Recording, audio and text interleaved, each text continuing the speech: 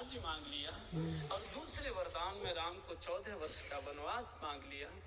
तो राम के वनवास की सूचना वो सहन नहीं कर पाए और जब राम लखन जानकी वन को गए तो उन्होंने प्राण छोड़ दिए। कोई बात नहीं बेटा, पिता को जाना ही था, पकी उम्र थी, पूरी आयु थी, अब ये शोक छोड़ो और राज्य स्वीकार करो। सूखे से मुख से जब केकई ने ये शब्द बोले तो भरत जी की आंखें भरतै बिसरे पितु मरन सुनत राम बन।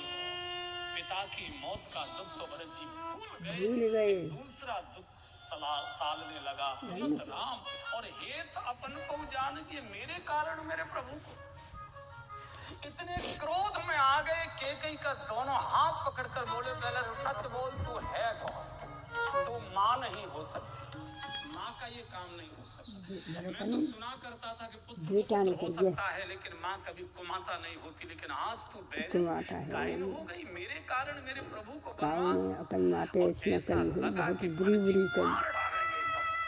लेकिन हाथ ढीला साधु है।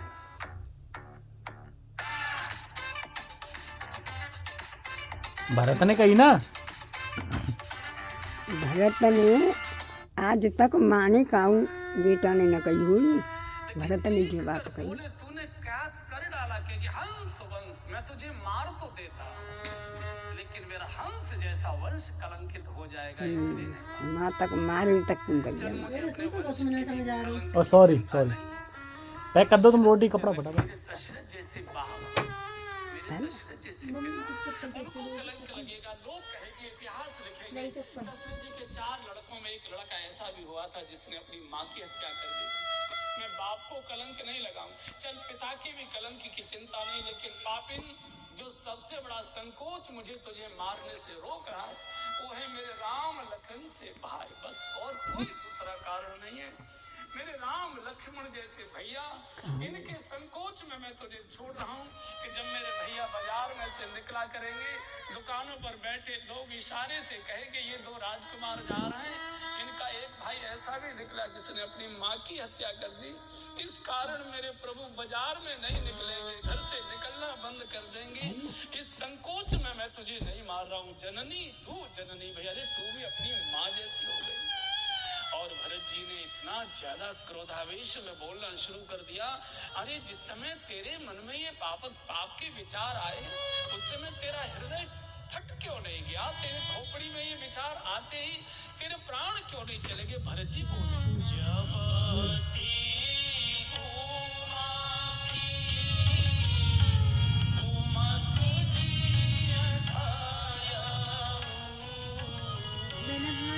ईयरफोन से मारे उधर वो दुकान में गए थे मारी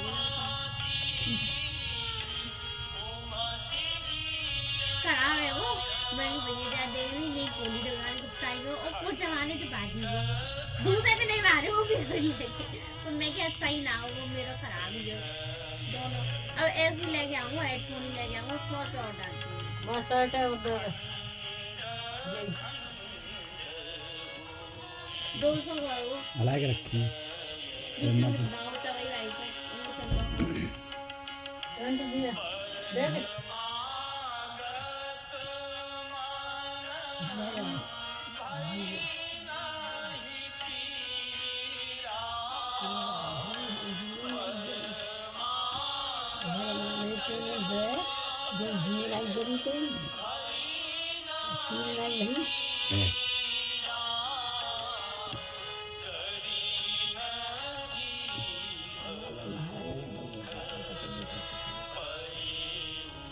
वरदान लगो भाई, काय को वरदान? जैसे रहते नहीं तो मार दे धान जो माँ बाप फड़क गए, शर्मनी और शर्मनी। अच्छा वो अंधे होते क्या? हाँ अंधी अंधी तो बताए गई उन्होंने। अब बताइए कौन से लिया तो छुपाए रहे, अभी दिखाई दे रहे ना भरत है उन्हें जैसे रहता है अंधी अंदर जा रही है यार अपने बेटा के मरी है ऐसी परिवार रहेगा तो 4 हुए पर 4 में एक न रहेगा। बताओ। शराब ले लेगी अंधी अंधा हरा रहा रहेगा वक्त गिफ्ट खाएगा भरत ये जिसे काय पे कितने पड़ेगा पैसे गिफ्ट नीचे नीचे तो ऊपर अंधी अंधा दिखाई दे रहे ऐसे मरे? फिर उन्होंने कही है कोई मरे तो अपने आप थोड़ा मरे तो बनकू जा रहे थे उनकी घोड़ा घोड़ा की मारी ब्रिंगों में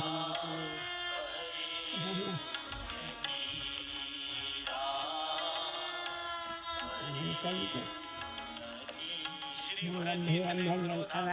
जब तक कौशल्या बताइए बताई थोड़ी जब जवानी में मारे आई तेरा हृदय खंड खंड क्यों नहीं हो गया? तेरे मुख में कीड़े क्यों नहीं पड़ गए? तेरी जीभ गलकर गिरी क्यों नहीं? अरे तू झूठ बोलती थी, जगत को धोखा देती थी, सारी दुनिया को कहा करती थी हे विधाता अगले जन्म में राम मेरे गर्भ में आना चाहिए, और तेरे मन में इतना पाप बैठा हुआ था। दुश्मन भी जिनकी प्रशंसा करते हो, जिन्होंने कभी किसी का अहित सोचा भी न हो, उनको वन में भेजते समय तुझे संकोच नहीं लगा? तू जीवित कैसे बैठी रही? मेरे कैसे सीधे सरल पिता थे, सरल सुशील धर्म रत राव, तेरी चालाकी समझ नहीं पाए।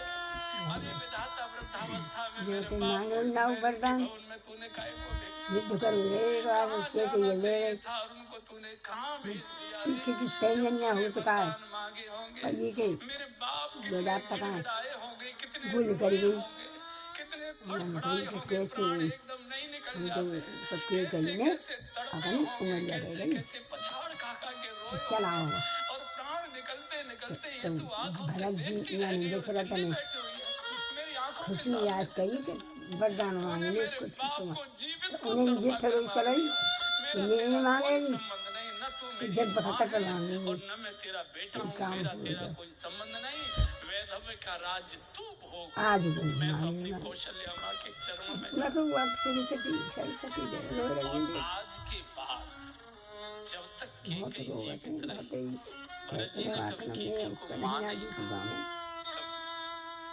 जब राज तिलक हो गया, एक बार केकई जी भगवान को मिलने उनके भवन में आई। जब राम आज से क्या ही लिपट कर कर राम बहुत रोई है, बहुत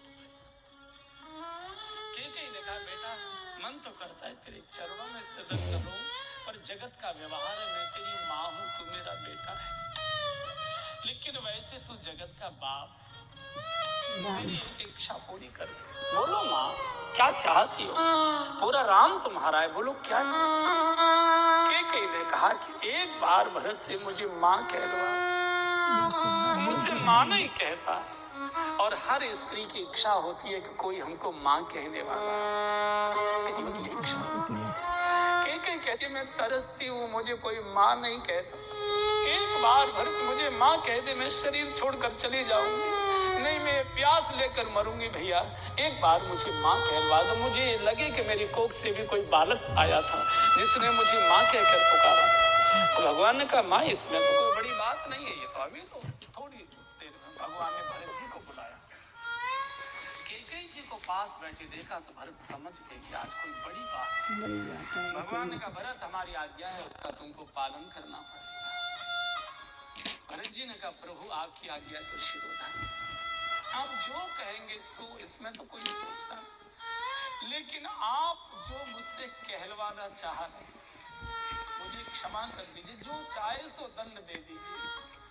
27 नरकों का भोग मुझे दे दीजिए, पर प्रभु मैं चाहता हूँ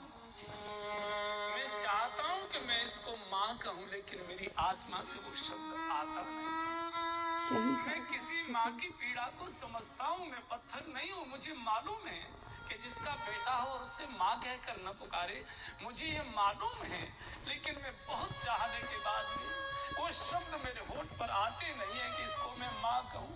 जिसने मेरे प्रभु को वन में भेजा उसको मैं कभी माँ नहीं कह सकता। प्रभु जो चाहो सो दंड दे दो, मैं वापस और लौट तजिए तो एकदम धिक्कार कर कौशल्या जी के भवन में आए। सोनी माँ की देहली भर जी चीख रही, माँ तू तात माँ कबू होना होती बेटा को नंतर, बेटा माते नंतर ना हो तो कचू कहते चाहे बेटा चाहे कचू बोले हैं, चाहे बेटा राक्षस हो। हमारे को राक्षस है अपना तो। कबू आत्मा करते हैं माँ की, माँ कबू नंतर ना होती न बेटा नंतर हो, माँ की माँ बेटा को तो प्रतीक्षा तेरा सिलेक्शन है यार, मैं जा रही थी, जाओ तुम तैयारी कर रही है तो जा रहे हैं। जाओ।